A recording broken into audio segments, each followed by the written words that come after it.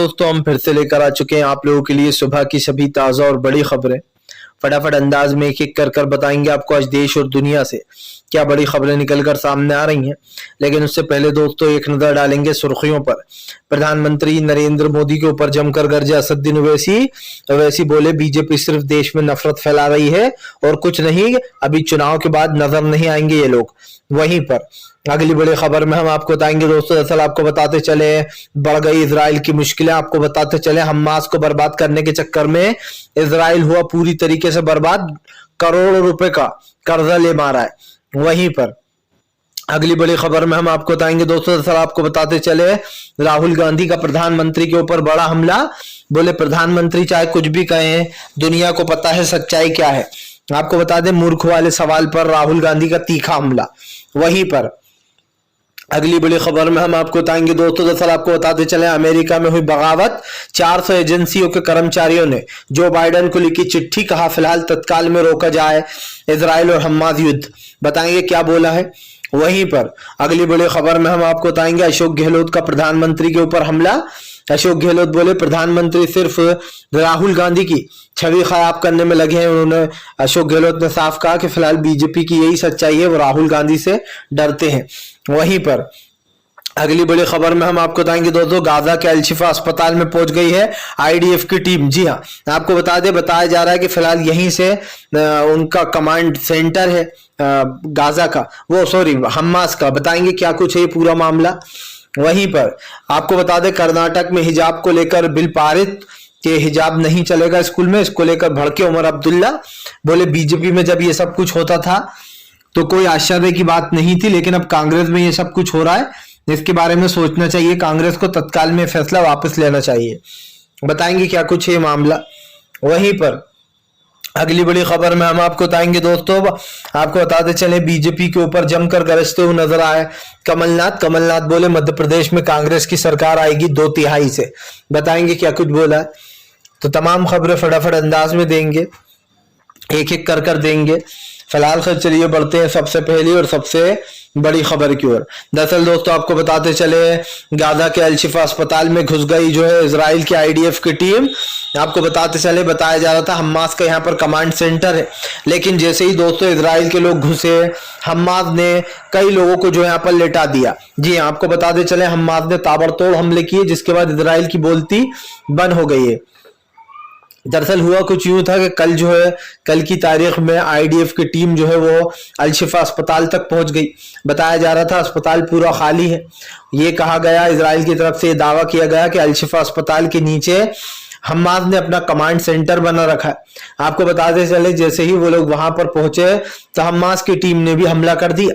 आपको बता दें इजराइल और हमास के बीच की जंग में मासूम लोगों की जानें जा रही हैं और ये चीज रुकने का नाम नहीं ले रही है।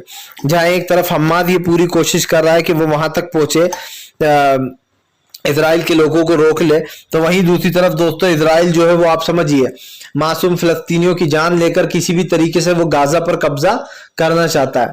लेकिन आपको बता दें गाजा तक पहुंच नहीं पा रहा है। वो सबसे बड़ी बात यह कि वो कितनी ही कोशिश क्यों ना कर ले दोस्तों, गाजा को अपने अंडर में नहीं ले पाएगा। इसका सबसे बड़ा रीजन क्या है, गाजा को आप अपने अंडर में लेने की कोशिश कर रहा हो लेकिन वहां तक पहुंच नहीं पा रहा है। और दोस्तों ये चीज तो होना ही है, कितनी ही कोशिश कर ली जाए लेकिन ये मामला यहीं पर रुकता हुआ नजर आ रहा है। और इसमें कहीं ना कहीं जो इजराइल की सरकार है वो बर्बाद हो गई, क्योंकि हमास उसके ऊपर 2 गुना स्पीड से भारी पड़ रहा है। चलिए बढ़ते हैं एक और अगली बिग ब्रेकिंग की तरफ। बता दोस्तों अगली जो बड़ी खबर निकल कर आ रही है, आपको बताते चले दोस्तों राहुल गांधी बोले बीजेपी सिर्फ अपने नेताओं को बचाती है, विपक्ष के नेताओं के घर पर पहुंच जाती है ईडी सीबीआई। आपको बता दें राहुल गांधी ने कहा भैया ये लोग बहुत दिमाग वाले हैं, हम लोग मूर्ख हैं, इसीलिए तो प्रधानमंत्री मुझसे कह रहे थे कि मूर्खों के सरदार। आपको बता दें राहुल गांधी ने कहा कि मूर्ख कौन है तो दुनिया देख ही रही है। राहुल गांधी ने बीजेपी पर हमला बोलते हुए कहा कि अब तक अगर किसी नेता के ऊपर 500 करोड़ रुपए की डील का आरोप लगता, उसका वीडियो वायरल हो जाता तो प्रधानमंत्री उसके घर पर ईडी की टीम भेज देते। लेकिन नरेंद्र सिंह तोमर के बेटे का दोस्तों दूसरा वीडियो वायरल हो गया, उसके बाद भी अब तक वो गिरफ्तार नहीं हुए, ना ही उनके ऊपर कोई कार्रवाई की जा रही है, ना ईडी को भेजा जा रहा है। न सीबीआई को भेजा जा रहा है, जिसको लेकर राहुल गांधी ने जमकर भड़ास निकाली। राहुल गांधी ने कहा कि मध्य प्रदेश को लूटा जा रहा है, मध्य प्रदेश को चौपट राज बनाने में बीजेपी का बड़ा हाथ है। यही नहीं, राहुल गांधी ने कहा कि बीजेपी के तमाम बड़े नेताओं के ऊपर इसी तरीके के आरोप है और उनके ऊपर ये आरोप लगते रहते हैं। दरअसल दोस्तों राहुल गांधी ये दावा कर रहे हैं कि दरअसल इन 2 वीडियो के ऊपर अब तक कोई कार्रवाई नहीं की गई। और दोस्तों अगर देखा जाए तो ये बात सच भी है, इस चीज पर कार्रवाई तो होना चाहिए थी, लेकिन कार्रवाई हुई नहीं। और इसका सबसे बड़ा रीजन क्या है दोस्तों, बीजेपी जो है वो इस मैटर को दबाने की कोशिश कर रही है। वो चाहती है किसी भी तरीके से ये मैटर जनता के सामने ना आए, लेकिन लोगों ने तो सच्चाई देख ही ली है। लोगों को तो दिखाई दे रहा है दोस्तों कि फिलहाल चल क्या रहा है, कैसे जो है यहाँ पर इस मैटर को दबाने का काम किया जा रहा है। और सवाल फिर से वही है, आज तमाम चीजें हैं, महंगाई है, गरीबी है, बेरोजगारी है, इन मुद्दों पर सरकार घिर चुकी है, लेकिन इन मुद्दों पर बात छोड़कर नरेंद्र सिंह तोमर के बेटे का 500 करोड़ का डील का वीडियो अचानक से वायरल हो जाता है, पर बीजेपी इस पर कोई कार्रवाई नहीं करती। अब तो जनता भी समझ चुकी है कि इनके भ्रष्टाचार की लिस्ट कितनी लंबी है। चलिए बढ़ते हैं एक और अगली बिग ब्रेकिंग की तरफ। बता दोस्तों अगली जो बड़ी खबर निकल कर आ रही है, जो बाइडेन की बढ़ गई मुश्किलें दोस्तों। दरअसल आपको बताते चले, अब जो इजराइल और हम फिलिस्तीन वाला मामला है दोस्तों, वो अमेरिका तक पहुंच गया। दरअसल हुआ कुछ यूं है दोस्तों कि फिलहाल 400 एजेंसी के कर्मचारियों ने जो बाइडेन को चिट्ठी लिख दी है। 400 एजेंसी के कर्मचारी जो है वो हमास और फिलिस्तीन की लड़ाई को रुकवाना चाहते हैं। आपको बता दें, उन 400 लोगों ने चिट्ठी लिखते हुए कहा कि राष्ट्रपति जो बाइडेन को तत्काल में सीज फायर की बात की गई है, जबकि दोस्तों आपको बताते चले ये लोग सीज फायर नहीं करा रहे हैं। कई लोग मांग रख चुके हैं कि सीज फायर होना चाहिए, लेकिन सीज फायर नहीं कराया जा रहा है।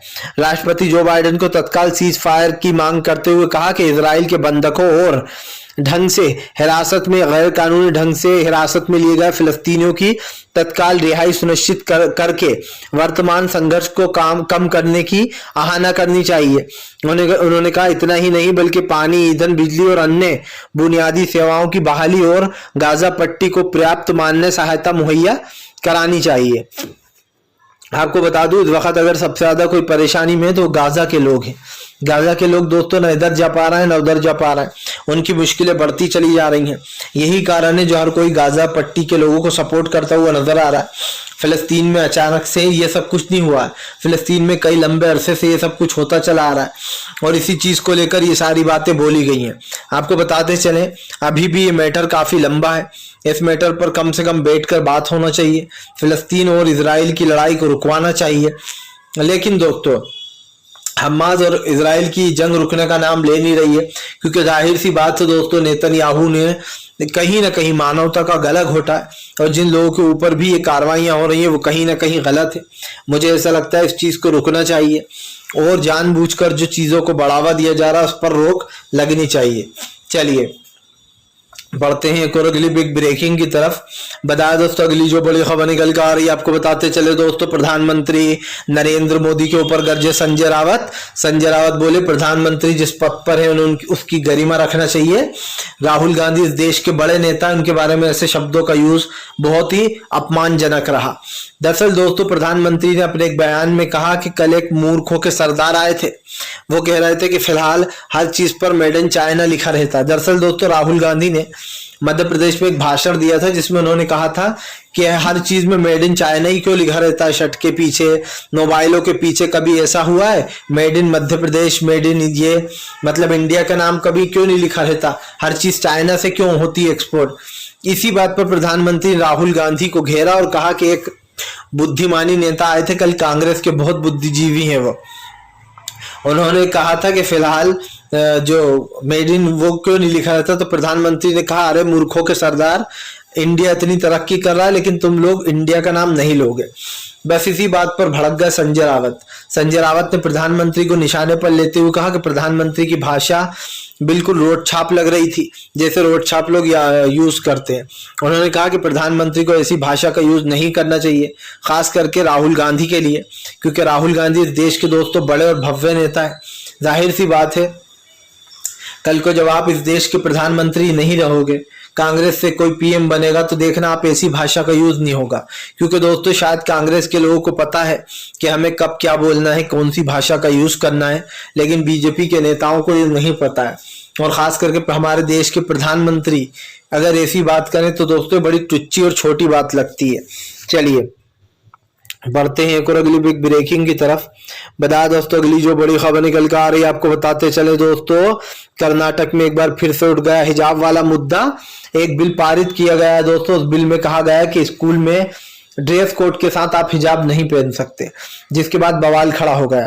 क्योंकि दोस्तों अब तक जो हो रहा था वो तो बीजेपी की सरकार में हो रहा था, तो ये कहीं ना कहीं समझ में आ रहा था कि भैया देखो बीजेपी की सरकार है, उसमें ये सब कुछ हो रहा है, तो मामला समझ में आता था क्योंकि बीजेपी का तो काम ही है दोस्तों। लेकिन अब कांग्रेस के राज्य में भी दोस्तों हिजाब को लेकर बवाल खड़ा हुआ है, जहां पर हिजाब पर बैन की बात की जा रही थी कि स्कूल कोड के साथ हिजाब नहीं चलेगा। दोस्तों कांग्रेस ने ये कह कहकर वोट लिया है लोगों से कि वो हिजाब को बहाल करेगी और हिजाब जैसी चीजों को, ये भी कहा था कि बजरंग दल को बैन कर देंगे, लेकिन बजरंग दल हालांकि बैन नहीं हुआ। पर कांग्रेस की सरकार कभी भी हिंदू मुसलमान नहीं करती, उसकी सबसे अच्छी बात यह है। लेकिन दोस्तों कुछ मंत्री हैं जिन्होंने इस बिल को पारित कर दिया, जिसके ऊपर अब आपको बताते चले फारूक अब्दुल्ला के बेटे उमर अब्दुल्ला ने सवाल उठाए। उनका कहना है कि फिलहाल अब तक बीजेपी थी तो हमें कोई वो नहीं था, क्योंकि हमें पता है कि बीजेपी का तो काम ही है हिंदू मुसलमान करना। आपको बताते चले अगले साल इसी साल की शुरुआत में हिजाब को लेकर जमकर बवाल मचा था, जहां पर बीजेपी ने हिजाब बैन कर दिया था स्कूलों में। अब ऐसा ही बिल दोस्तों एक कांग्रेस में पारित हुआ है, थोड़ा अलग टाइप का, ड्रेस के साथ हिजाब नहीं। तो दोस्तों आप समझिए, कान इधर से पकड़ो या इधर से पकड़ो, बात वो एक ही पड़ेगी। अगर कांग्रेस भी ये करती है दोस्तों तो आप समझिए लोगों का विश्वास उठ जाएगा, लोग कांग्रेस को भी वोट देना बंद कर देंगे, क्योंकि उन्हें ऐसा लगने लगेगा कि भाई कांग्रेस हमसे वोट मांग लेती है लेकिन इस तरीके की चीजें लाती है। वो आपको बता दें हालांकि उमर अब्दुल्ला ने कहा कि इसमें राहुल गांधी, सोनिया गांधी और मल्लिकार्जुन खड़गे जी को ध्यान देना चाहिए और इस बिल को तत्काल में वापस ले लेना चाहिए। आपको बताते चले इस बिल के पारित होने के बाद काफी गुस्से में नजर आ रहा है उमर अब्दुल्ला। चलिए बढ़ते हैं एक और अगली बिग ब्रेकिंग की तरफ। बता दोस्तों अगली जो बड़ी खबर निकल कर आ रही है आपको बताते चले दोस्तों, इजराइल हुआ पूरी तरीके से बर्बाद। इजराइल का पैसा पूरा दोस्तों जंग में खत्म। दरअसल दोस्तों हमास को बर्बाद करने के चक्कर में इजराइल खुद ही बर्बाद हो गया। बताया जा रहा है करोड़ों डॉलर का जो है यहाँ पर इजराइल ने कर्जा ले लिया है। आपको बताते चले इजराइल के दोस्तों जिस तरीके से उसने हमास के ऊपर फायरिंग की और जो सामान लग रहा है खास करके हथियार वगैरह, इस चीज में जो पूरी तरीके से उसने बर्बाद कर दिया इजराइल को। और आपने देखा ही बीते दिन किस तरीके से हमास और इजराइल दोनों ही जगह एक के बाद एक बड़े हमले हो रहे हैं। इसी को लेकर आपको बताते चले विदेश मंत्रालय ने जारी किया है एक वो बिल जिसमें कहा गया है कि हमने करोड़ों रुपए का कर्जा लिया। आपको बताते चले दोस्तों हमास और इजराइल की जंग में इजराइल पूरा बर्बाद हो चुका और इसका सबसे बड़ा रीजन दोस्तों नेतन्याहू है। नेतन्याहू की होशियारी, या फिर यूं कह दें कि नेतन्याहू का जो ज्यादा ओवर कॉन्फिडेंस था वो उनको ले डूबा है। उन्होंने पूरे के पूरे इजराइल को दोस्तों सफर में खड़ा कर दिया है। अगर एक तरीके से देखा जाए तो इजराइल की जो मुश्किलें हैं वो बढ़ रही हैं। और सबसे बड़ा रीजन क्या है इजराइल की मुश्किलें बढ़ने का, कि ये सब कुछ किसकी वजह से हो रहा है दोस्तों? ये सब कुछ हो रहा है खुद इन लोग की वजह से ही। और आप समझ लीजिए आज क्या है, ये चीजों को भले हम हल्के में ले लें लेकिन ये मैटर बहुत बड़ा है और इस मैटर पर बात तो होना चाहिए। तमाम मैटर हैं, तमाम बातें हैं, कहीं ना कहीं इन चीजों को रोकने के लिए या फिर इन चीजों को आगे ना बढ़ा पाए इसको रोकने की कोशिश करना चाहिए। मुझे ऐसा लगता है ये जो भी हो रहा है दोस्तों गलत हो रहा है। खास करके इजराइल के लोगों की कोई इसमें गलती नहीं है, उन बेचारों को यूं ही सफर करना पड़ रहा है सिर्फ नेतन्याहू की वजह से। फिलहाल चलिए बढ़ते हैं एक और अगली बिग ब्रेकिंग की तरफ। बता दोस्तों अगली जो बड़ी खबर निकल कर आ रही है असदुद्दीन ओवैसी का बीजेपी और कांग्रेस के ऊपर बड़ा हमला। बोले सिर्फ चुनाव के वक्त ही क्यों नजर आते हैं राहुल गांधी और नरेंद्र मोदी, क्यों जैसे ही चुनाव खत्म होते हैं ये लोग भी भाग लेते हैं। आपको बताते चले ओवैसी ने आरोप लगाते हुए कहा कि राहुल गांधी और प्रधानमंत्री नरेंद्र मोदी ये दोनों सिर्फ इलेक्शन के वक्त ही नजर आते हैं। उन्होंने कहा कि दोनों के दोनों जैसे ही इलेक्शन खत्म होते हैं भाग खड़े होते हैं। आपको बताते चले असदुद्दीन ओवैसी ने आरोप लगाते हुए कहा कि दरअसल बीजेपी और कांग्रेस की राजनीति एक जैसी ही है। ये दोनों जो है यहाँ पर खुलकर हिंदुत्व को बढ़ावा देते हैं। उन्होंने कहा कि एक पार्टी जो है वो खुलकर हिंदुत्व की बात करती है बीजेपी, और दूसरी जो है वो पीठ पीछे से करती है। आपको बता दें, ओवैसी ने आरोप लगाते हुए कहा कि फिलहाल जनता को आंखें खोलकर देखना होगा, उसे समझना होगा कि कांग्रेस मुसलमानों के वोट बटोरने का काम करती है। आपको बता दें, ओवैसी ने कहा कि जब भी कोई मुसीबत आती है मुसलमानों पर, तो हम ही हैं वो सबसे पहले जो बोलते हैं मुसलमानों के हक में। आपको बताते चले, ओवैसी यही नहीं रुके, उन्होंने कहा कि सब देख रहे हैं किस तरीके की राजनीति कांग्रेस कर रही है। आपको बताते चले, असदुद्दीन ओवैसी ने कहा कि पिछली बार भी इन लोग ने यही कहा था कि हम जीतेंगे, लेकिन जीते हम। ओवैसी ने ये हमला बोलते हुए कहा कि फिलहाल देख लेना, आने वाले समय में हम ही जीत रहे हैं ये चुनाव।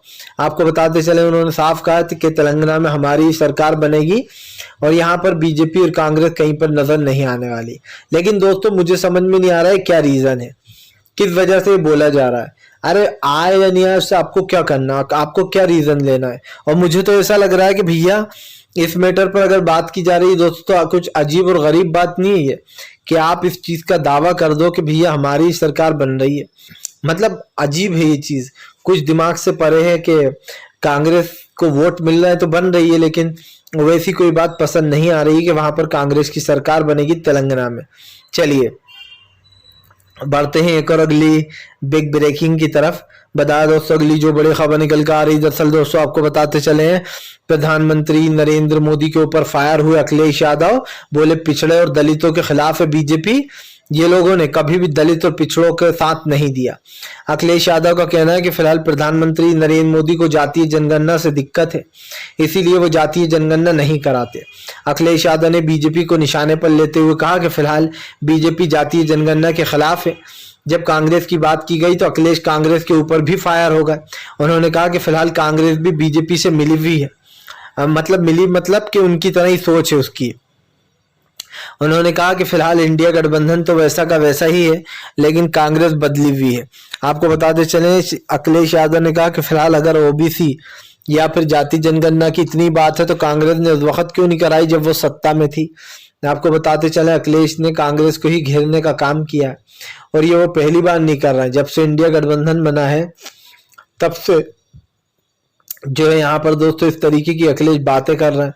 अखिलेश यादव पर सवाल भी उठ रहा है कि अखिलेश इंडिया गठबंधन के खिलाफ जवाब क्यों दे रहा है। हालांकि ये उनका अपना पर्सनल मैटर है दोस्तों, लेकिन एक चीज तो साफ है, इस मुद्दे पर कहीं ना कहीं ये सरकार घिरी हुई है।